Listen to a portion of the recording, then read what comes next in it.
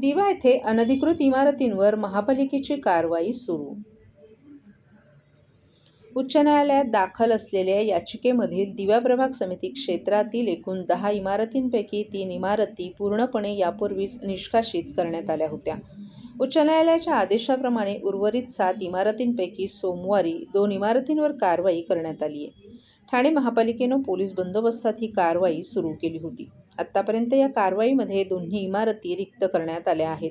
तेथील व्यावसायिक गाळे तोडण्यात आले, तसंच सर्व सदनिकांचे दरवाजेही तोडण्यात आले. उर्वरित इमारतींवर देखील निष्कासनाची कारवाई सुरू राहणार असल्याची माहिती उपायुक्त उमेश बिरारी यांनी दिली आहे. या कारवाईस अतिरिक्त आयुक्त प्रशांत रोडे, महापालिकेचे उपायुक्त उमेश बिरारी, परिमंडळ उपायुक्त सचिन सांगळे, दिनेश तायडे, दिवा प्रभाग समितीचे सहाय्यक आयुक्त शिवप्रसाद नागरगोजे, महेश जामनेर यांच्यासह अधिकारीही उपस्थित होते.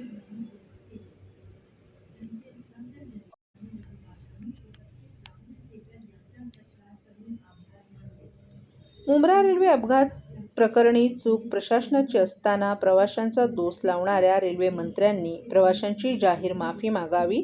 राष्ट्रवादीनं केला प्रशासनाचा निषेध. मुंब्रा येथे झालेल्या रेल्वे अपघातानंतर रेल्वे प्रशासनानं प्रवाशांनाच दोष देण्याचा प्रयत्न केला होता. मात्र आता या अपघातास रेल्वे प्रशासनच जबाबदार असल्याचं स्पष्ट झाले. त्यामुळे रेल्वे मंत्री अश्विनी वैष्णव यांनी आता रेल्वे प्रवाशांची माफी मागावी अशी मागणी राष्ट्रवादी काँग्रेस शरद पवार पक्षाचे जिल्हा अध्यक्ष मनोज प्रधान यांनी केली आहे. मुंब्रा रेल्वे स्थानकाजवळ 2 उपनगरीय रेल्वे गाड्यांमधून पडून 5 प्रवाशांचा मृत्यू झाला होता. या प्रकरणाची चौकशी करण्याचे आदेश देण्यात आले होते. या चौकशीचा अहवाल आला असून या अहवालानुसार वरिष्ठ विभागीय अभियंता समर यादव आणि सहाय्यक विभागीय अभियंता विशाल डोळस यांच्यावर गुन्हे दाखल करण्यात आले आहेत. या अपघातास रेल्वेचे अधिकारी कारणीभूत असल्याचं या अहवालात नमूद करण्यात आले. या प्रकरणी रेल्वे प्रशासनाचा निषेध नोंदवण्यासाठी मनोज प्रधान यांच्या नेतृत्वाखाली राष्ट्रवादी शरद पवार पक्षाच्या कार्यकर्त्यांनी स्टेशन मास्तर यांची भेट घेऊन निषेध नोंदवला. तसंच रेल्वे मंत्री अश्विनी वैष्णव यांनी माफी मागावी अशी त्यांनी मागणी केली आहे. यावेळी रेल्वे पोलीस दलाच्या वरिष्ठ पोलीस निरीक्षक अर्चना दुसाने यांची भेट घेऊन पोलिसांचं त्यांनी अभिनंदन केलं. या अपघाताचा तपास करणाऱ्या रेल्वे पोलिसांना रेल्वेचे अधिकारी सहकार्य तर करीत नव्हतेच, शिवाय बॅगेमुळे अपघात झाल्याचं कारण पुढे करून तपास भरकटण्याविषयीची दक्षता घेत असल्याचं मनोज प्रधान यांनी सांगितलं. मात्र पोलिसांनी उत्कृष्ट तपास करून रेल्वे प्रशासनाच्या बेजबाबदारपणामुळे 5 जणांचे जीव गेल्याचे सिद्ध केले. त्यामुळे 2 अधिकाऱ्यांना जबाबदार धरून चालणार नाही, तर महाप्रबंधकावरही कारवाई केली पाहिजे. तसंच गोरगरीब प्रवाशांना दोष देणाऱ्या रेल्वे प्रशासनाचे प्रमुख असलेल्या अश्विनी वैष्णव यांनी माफी मागितली पाहिजे, असं मनोज प्रधान यांनी सांगितलं. दरम्यान या अपघातानंतर सरकारनं मृतांच्या कुटुंबियांना 5 लाखांचं अर्थसहाय्य जाहीर केलं होतं. ते अद्यापही देण्यात आलं नाही. ही असंवेदनशीलता सहन करण्यासारखी नाही. सरकारनं आपलं आश्वासन तात्काळ पाळावं अशी मागणीही प्रधान यांनी यावेळी माध्यमांशी बोलताना केली आहे. कसं आहे, 9 जूनला जो अपघात मुंब्रा स्टेशनवर झाला त्या संदर्भात रेल्वे पोलिसांनी इन्व्हेस्टिगेशन केल्यानंतर एक FIR लॉन्च झालाय आणि त्या FIR मध्ये रेल्वेचे इंजिनिअरिंग डिपार्टमेंट रिस्पॉन्सिबल आहेत म्हणून त्यांच्यावर गुन्हा दाखल झालाय. 2 गोष्टी यामध्ये आहेत. पहिले तर आम्ही रेल्वे प्रशासनाचा, सेंट्रल रेल्वेचा विरोधात आज आम्ही या ठिकाणी आलोय. कारण काय, पहिल्या दिवसापासून अपघात झाल्यानंतर ते कम्युटर्सवरच त्यांचीच चूक होती असं सांगत आले होते आणि स्वतःची रिस्पॉन्सिबिलिटी झटकत होते.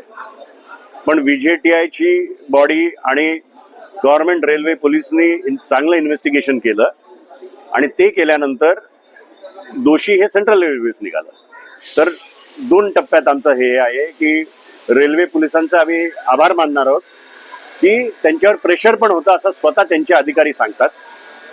सेंट्रल रेल्वेचे उच्च पदाधिकारी पण त्यांना फोन करत होते की याच्यात FIR लॉन्च करू नका, पण ते न मानता त्यांनी FIR लॉन्च केली. त्याबद्दल त्यांचं अभिनंदन करायला आम्ही आलोय.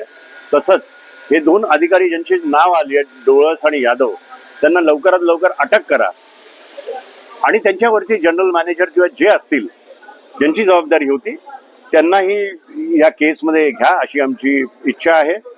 दुसरं महत्त्वाचं म्हणजे अश्विनी वैष्णव साहेबांना आम्ही ठाणे च्या मार्फत आता आम्ही एक हे पाठवलंय की तुम्ही राजीनामा तर देणार नाही, पण कमीत कमी ठाण्यातल्या किंवा रेल्वेमध्ये प्रवास करणाऱ्या लोकांची माफी तरी कमीत कमी मागा, कारण त्या सेंट्रल रेल्वेच्या चुकीमुळे हा अपघात घडलेला आहे. सर्व नागरिकांना आवाहन करण्यात येत आहे की सध्या डासांमार्फत पसरणाऱ्या डेंग्यू या आजाराचा प्रसार रोखण्यासाठी प्रत्येकाने पुढीलप्रमाणे कार्यवाही करावी. डेंग्यू आजार एडिस इजिप्ती हा डास चावल्याने होतो. या डासांची पैदास साचलेल्या किंवा साचवलेल्या स्वच्छ पाण्यामध्ये होते. 8 दिवसांपेक्षा जास्त दिवस पाणी उघडे व साचून राहिल्यास त्यात डास अंडी घालतात. अंड्यांच्या अळ्या तयार होऊन पुढे डास तयार होतात. यासाठी आपल्या घरातील पाणीसाठे उदाहरणार्थ बॅरल्स, पिंपे, टाक्या, हौद, रांजणे इत्यादी दर आठवड्याला रिकामे करून घासून पुसून कोरडे करून पुन्हा भरावे. 1 दिवस कोरडा दिवस म्हणून पाळावा. पाणी साठ्यांना घट्ट झाकणे बसवावीत किंवा जुनी साडी, चादर, धोतर यांनी बांधून झाकून ठेवावीत, म्हणजे डास त्यात जाऊन अंडी घालणार नाहीत. घराच्या गच्चीवर, आजूबाजूला, अंगणात कोठेही पाणी साचू देऊ नये. भंगार सामान उघड्यावर टाकू नये. उदाहरणार्थ टायर्स, प्लास्टिक सामान, कुंड्या, टाकाऊ वस्तू इत्यादी. अशा सामानात पावसाचे पाणी साठून त्यात डेंग्यूच्या डासांची पैदास होते. घरातील कूलर्स, फ्रीजच्या पाठीमागील ट्रे हे देखील वेळोवेळी कोरडे करावेत. लक्षात ठेवा, नुसत्या फवारणीने डास घनता कमी होत नाही, तर त्यासाठी डास पैदास ठिकाणे नष्ट करणे ही आपल्या सर्वांची जबाबदारी आहे. कोणताही ताप अंगावर न काढता जवळच्या शासकीय रुग्णालयात मोफत औषधोपचार घ्या. अशा प्रकारे नागरिकांनी सहकार्य केल्यास डेंग्यूचा प्रसार रोखणे सहज शक्य आहे.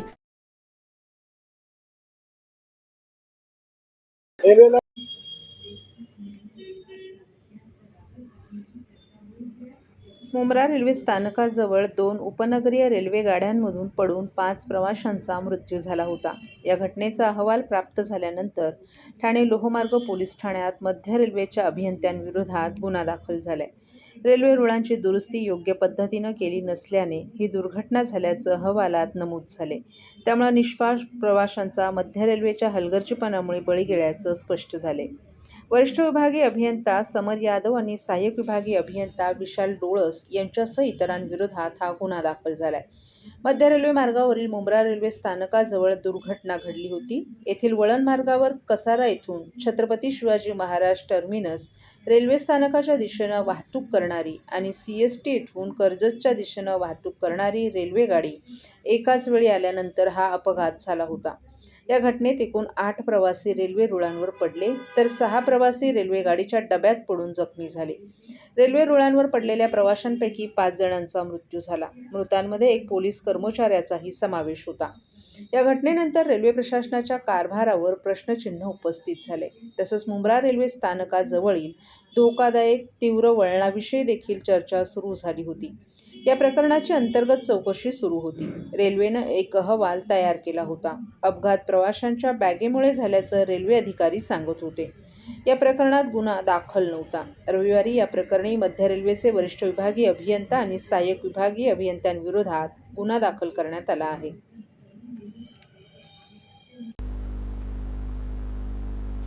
लोकउपवन आणि वसंत विहार या भागात मध्यरात्रीपर्यंत खाद्यपदार्थांची विक्री केली जात असल्यानं येथे होणारी वर्दळ आणि गजबजाटानं रहिवासी त्रस्त झाले असून सुमारे 500 कुटुंबियांनी सह्यानिशी तक्रार केल्यानंतर आमदार संजय केळकर यांनी अतिक्रमण विभागाला तातडीनं कारवाई करण्याच्या सूचना दिल्यात. ठाणे महापालिका हद्दीत फेरीवाला धोरणाची अंमलबजावणी होत नसल्यानं असंख्य फेरीवाले बेकायदेशीरपणे जागा मिळेल तिथे आणि दिवसरात्र ठाण मांडून बसत आहेत. त्यामुळे पादचाऱ्यांना रस्ते आणि पदपथ वापरता येत नाहीत. लोकउपवन आणि वसंत विहार भागात मध्यरात्रीपर्यंत खाद्यपदार्थ तयार करून विकणारे फेरीवाले बेकायदेशीरपणे तळ ठोकून असतात. गॅस शेगड्या यांचा धोकादायक पद्धतीनं वापर होत असून येथे मध्यरात्री समाजकंटकांचाही वावर असतो। त्यामुळे या परिसरातील गृहसंकुलांमधील रहिवाशांना या रस्त्यावरून चालणं मुश्किल झालं असून घराबाहेर पडणंही अशक्य झाले, अशी तक्रार येथील 500 कुटुंबियांनी सह्याद्रीशी आमदार संजय केळकर यांच्याकडे जनसेवकाचा जनसंवाद या कार्यक्रमात दिली आहे। आमदार केळकर यांनी तात्काळ अतिक्रमण विभागाच्या अधिकाऱ्यांशी चर्चा करून तातडीनं या फेरीवाल्यांवर ठोस कारवाई करण्याच्या सूचना केल्यात। बांगलादेशी नागरिक पुन्हा नारळ पाणी विक्रीचा व्यवसाय करू लागले असून त्यांच्यावरही कारवाई करावी असं केळकर यांनी सांगितलं। ठाण्यात फेरीवाला धोरण तातडीनं राबवल्यास बेकायदेशीरपणे फेरीवाल्यांचा प्रश्नही संपेल असं मत केळकर यांनी व्यक्त केले।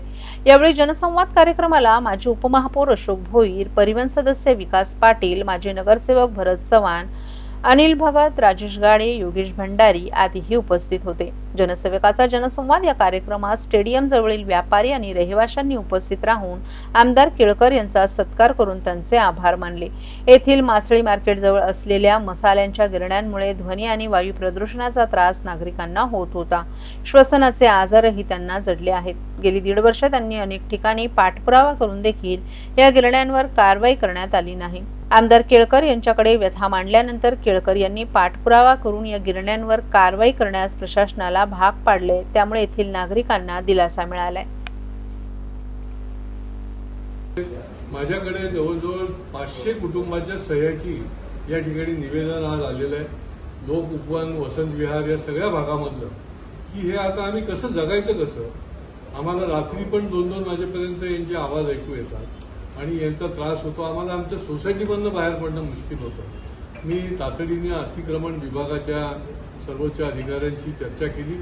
त्यांना सांगितलं की तुम्ही पाहणी करा या लोकांबरोबर, कारण हा विषय जो आहे तो खूप प्रलंबित आहे आणि अशा प्रकारे सामान्य नागरिक जो आहे त्या नागरिकाला हे फेरीवाला धोरण न झाल्यामुळे, फेरीवाला धोरण जर झालं असतं तर कुठे त्याने बसायचं आणि कुठे नाही बसायचं हे ठरलं असतं आणि त्याच्यामुळे फेरीवाला धोरण न झाल्यामुळे राजरोसपणे जो उठतो तो बसतो आणि त्याच्याही पलीकडे जाऊन नारळाच्या गाड्या घेऊन ठिकठिकाणी जे लोक आहेत तर मागच्या वेळेला आम्ही त्यांना उठवलं, अधिकारी आणि पोलीस खात्याचे लोकांना बरोबर घेऊन त्या ठिकाणी हे बांगलादेशी नागरिक जे आहेत हे बांगलादेशी हे नारळाचे धंदे करत होते, परंतु पुन्हा आता ते बसायला लागलेले। त्याची देखील या तक्रारीची आम्ही दखल घेतली आहे आणि त्यांना देखील उठवणं गरजेचं आहे। हे असामाजिक काम कधीही करू शकतात आणि ही काही इथले नागरिक नाही आहे आणि त्याच्यामुळे महापालिकेने याच्या बाबतीमध्ये गंभीर असायला पाहिजे। बाकी नेहमीचे पाण्याचे जे आणि निर्णयाचे जे प्रश्न आहेत ते घेऊन देखील या आपल्या जनसंवाद उपक्रमामध्ये लोक आले।